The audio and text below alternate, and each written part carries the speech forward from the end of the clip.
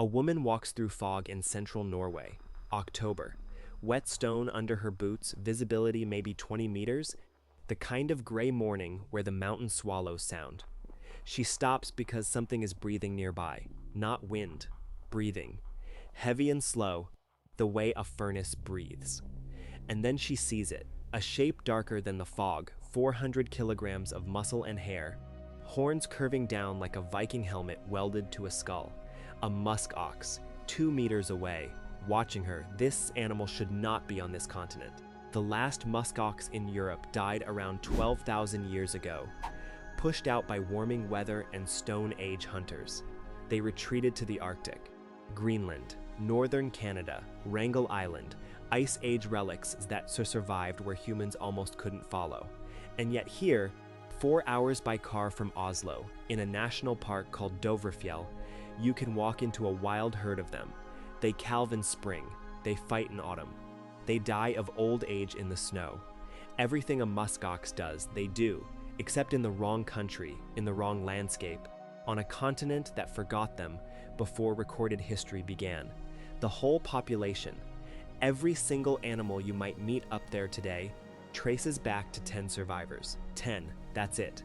And the chain of accidents, obsessions, fights, and quiet bureaucratic decisions that put them there is one of the strangest ecological stories of the 20th century. Because what happened next, nobody predicted. Not the scientists, not the hunters, not the man who started it all. Let me take you back to 1929. A Norwegian polar researcher named Adolf Hoel has an idea that, by today's standards, sounds completely insane. He wants to bring musk oxen from East Greenland to Norway, not to save them, not to restore some ancient balance. He wants to farm them. He looks at this enormous, shaggy, cold-adapted animal, and he sees wool finer than cashmere, meat better than beef, and a creature that can survive Norwegian winters without a barn. To him, it's livestock. A new kind of livestock for a country that has too much mountain and not enough cattle. So in 1931, a ship sails to Greenland. Hunters chase down musk ox calves on the tundra, and chasing them is brutal because adult musk oxen form a defensive circle around their young, horns out, and the only way to grab a calf is to drive off or kill the adults first. 10 calves come back to Norway that first year. They're released into Dovrefjell, this high plateau of lichen and stone and freezing wind in central Norway. Dovrefjell looks like Greenland with worse weather. It seems perfect. It isn't. The first wave dies. Some are shot by locals who think they're dangerous and exotic, which in fairness they are. Some wander into farmland and get killed. One famously walks into the town of Folldal and is shot by a frightened resident. Disease takes others. By the late 1930s, the experiment is basically a failure. Then the war comes. Norway is occupied by Germany. And here the story takes a turn that almost nobody outside the Norwegian wildlife archives knows about. German soldiers stationed in Dovrefjell during the occupation hunt the remaining musk oxen, partly for food, partly for sport. By 1945, when the Germans leave, the entire population is gone. Zero. The first attempt is wiped out. You'd think that would be the end. It isn't. In 1947, a second expedition goes back to Greenland. Different team, same idea, more patience.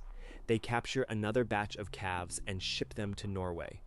This time, 27 animals are released between 1947 and 1953. And this time, slowly, painfully, with losses every year, they start to take hold. Of those 27, only about 10 produce surviving descendants. 10 genetic ancestors. That's the bottleneck. Every wild musk ox in Norway today carries the DNA of those 10 survivors and nothing else. Now here's where the story stops being about humans and starts being about an animal nobody understood. Because nobody, in 1953, had any clear idea what a musk ox actually does to a landscape. They'd been gone from Europe so long there was no folk memory, no ecological baseline, no way to predict the cascade. The scientists assumed they'd behave like a kind of cold weather cattle. Eat some grass, wander around, multiply slowly. That's not what happened. The first thing the musk oxen did was eat, not grass, lichen. Specifically, the slow-growing carpets of reindeer lichen that cover the Dovrefjell Plateau, the same lichen the wild reindeer depend on through winter. Lichen grows about 3 millimeters a year. It takes decades to rebuild. And suddenly, there was a new mouth on the mountain, a mouth that hadn't been there since the last ice age, scraping it up. Reindeer biologists noticed. They got nervous. There were studies, papers, arguments. Were the musk oxen going to outcompete the reindeer? Were they going to destroy the winter pasture? For 30 years, this was the dominant fear. The numbers said it might happen. The forecasts looked grim. It didn't happen. And the reason it didn't happen is the first piece of the puzzle that changes everything. Musk Oxen, it turns out, don't move like reindeer. Reindeer migrate. They cover huge distances, they sweep across the plateau in herds, they graze a patch and move on. Musk oxen are sedentary. They pick a hillside and they live there. A herd of 15 animals might spend an entire winter on one slope, 2 square kilometers, and never leave. So instead of stripping the whole mountain, they create hotspots. Concentrated zones of grazing and trampling and dung. And those hotspots became something nobody expected. In the early 2000s, Norwegian ecologists started noticing something weird in the areas where musk oxen had been living for decades. The vegetation wasn't disappearing. It was changing. The dense lichen mats were thinning, yes, but in their place, faster-growing grasses and sedges were taking over. Nutrient-rich plants. Plants that hadn't been common up there before. The musk oxen were fertilizing the ground with massive amounts of dung, trampling open patches in the lichen, and triggering a slow chemical reorganization of the entire local plant community. Then came the birds. Ptarmigan numbers went up in those zones. Why? Because the new grasses produced more insects in summer, more seeds in autumn, and the trampled ground gave chicks somewhere easier to forage than the closed lichen mat. Then snow bunting populations shifted. Then the small rodents, voles and lemmings, found better habitat in the disturbed patches, and rodent numbers in the mountains drive everything. Foxes, owls, weasels, even the survival rate of ground-nesting birds in years when lemmings crash. A herd of 15 musk oxen on one Norwegian hillside was, without anyone planning it, running a small private experiment in ecosystem engineering. And the experiment was working in directions nobody wrote in any management plan. But here is where the story turns dark for a moment, because not everything that happened was clean. In 1964, a musk ox killed a Norwegian hiker, trampled him. The animal had felt cornered, charged, and the man didn't get out of the way fast enough. It happened again in 2014, and several times in between. Musk oxen look slow. They aren't. A charging musk ox hits 60 kilometers an hour and weighs as much as a small car, and a tourist with a camera who tries to get the perfect shot at 15 meters has, more than once, ended up in a hospital or a coffin. The Norwegian Park Service had to invent rules nobody had ever needed before. Minimum distance is 200 meters.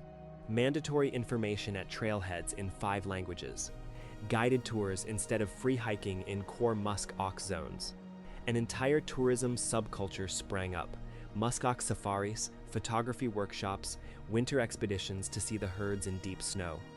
A village called Oppdal, near the park, rebuilt part of its economy around an animal that didn't exist there 100 years ago. Think about that for a second. A town's livelihood, built on 10 ancestors. And then came the Wolverines. This is the part of the story that almost nobody outside Scandinavian wildlife circles talks about. And it's where the cascade gets really interesting. Wolverines are scavengers as much as predators. They survive Norwegian winters by finding carcasses, reindeer that died of starvation, sheep killed by wolves, lambs that fell off cliffs. When the muskox population in Dovrefjell crossed a certain threshold, they started providing something the mountain hadn't seen in 12,000 years: large, fatty, frozen carcasses scattered across the plateau every winter. A musk ox that dies in January doesn't decompose, it freezes. And it stays edible for a wolverine for months. A single dead musk ox is, in calorie terms, equivalent to 10 or 15 dead reindeer for a scavenger. Wolverine researchers tracking radio-collared animals in Dovrefjell started noticing that wolverines were lingering longer in musk ox zones, building larger fat reserves, and producing more surviving kits in spring. The Musk Oxen, just by dying, were quietly subsidizing the survival of one of Europe's rarest carnivores. Nobody designed this, nobody planned this. Adolf Hohl in 1929 wanted wool and meat. What he set in motion was an entire ecological rewiring. But, and here's the question that splits Norwegian biologists into two camps even today, is what happened in Dovrefjell actually a restoration? Or is it something else entirely? Because here is the awkward truth. The musk oxen that live in Norway today are not the musk oxen that lived in Europe 12,000 years ago. They're Greenlandic. They evolved for thousands of generations in a different climate, on different vegetation, alongside different predators. Their behavior, their genetics, their parasites, all of it is Greenlandic, not European. They are not a returning native species. They are biologically a successful introduction. And the ecosystem they're shaping in Dovrefjell is not the ancient mammoth steppe that vanished at the end of the Pleistocene. It's a new thing, a 21st century hybrid. Norwegian climate, Greenlandic animals, modern reindeer herds, a road full of tourists, a national park boundary drawn by bureaucrats, and a wolverine population that's growing on calories nobody predicted. Call it restoration if you like, but it's really something we don't have a clean word for yet. An assembled ecosystem, a novel ecosystem. A future that looks like the past, but isn't. This is the part of the story I want you to sit with for a minute, because it matters far beyond one Norwegian mountain. Right now, all over the world, scientists and governments are debating whether to do exactly what Norway accidentally did. They want to bring back animals that ecosystems have been missing for centuries. Beavers in Britain, lynx in Switzerland, bison in the Carpathians, wolves in Yellowstone. That one already happened, and the cascade was enormous. There's even serious talk of putting elephants in Denmark. Descendants of Asian elephants standing in for the straight-tusked elephants that lived in Europe 200,000 years ago. The Norwegian musk oxen are not a footnote. They are a 70-year-long, fully documented preview of what happens when you take 10 large animals from somewhere they belong, drop them into a landscape that's been missing them for millennia, and just let time run. And the answer is, it works, sort of, in ways that surprise everyone, with consequences that ripple outward through plants and birds and predators and human economies for decades, in directions nobody saw coming. Now, there's a question I want to put to you directly, because I'm genuinely curious where you land on it, and the comments on this video are going to be the place where this gets argued out. If you found out tomorrow that wildlife biologists in your country wanted to release 10 large animals into a mountain or a forest near you, animals that haven't been there for thousands of years, would you support it? Or would you say, no, we don't know enough yet? We shouldn't gamble with a landscape we don't understand. Tell me down below. I read every comment on these, and on the next video, I'm going to pull out the most interesting answers and respond directly.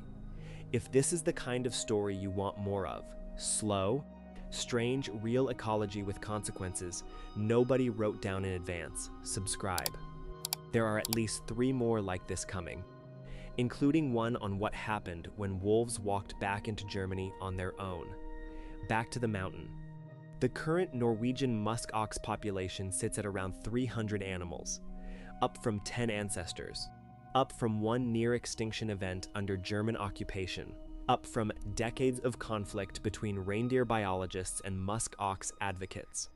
The population is small enough that one bad disease year, and there was one in 2006, when warm weather triggered a pneumonia outbreak that killed dozens, can erase a decade of growth.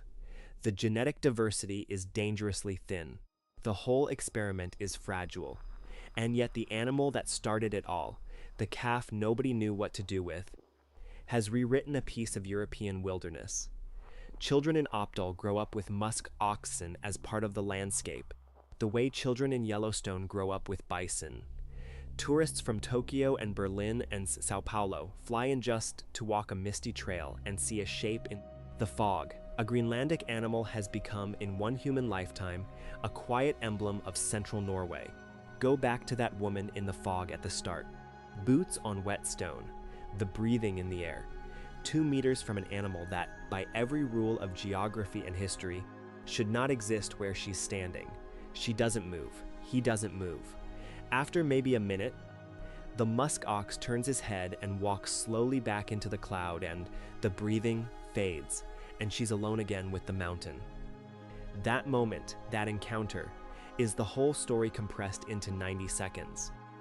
A human and an animal meeting in a place neither of them was supposed to be. One brought by accident, by ambition, by a businessman in 1929 who wanted wool. The other walking up to find out what wilderness really is. Both of them, in their own way, products of choices nobody fully understood at the time. 10 musk oxen, 70 years, one mountain range completely reorganized. The next time someone tells you nature is fragile and slow, remind them what 10 animals did to a Norwegian plateau when nobody was looking. And the next time someone tells you humans can't bring anything back, remind them that we already have. Imperfectly, surprisingly, with consequences we're still counting, but we have. The fog moves, the mountain stays, and somewhere up there right now, a calf is being born that wouldn't exist if a ship hadn't sailed to Greenland almost 100 years ago. That's the kind of math nature plays. Slow at first, then all at once.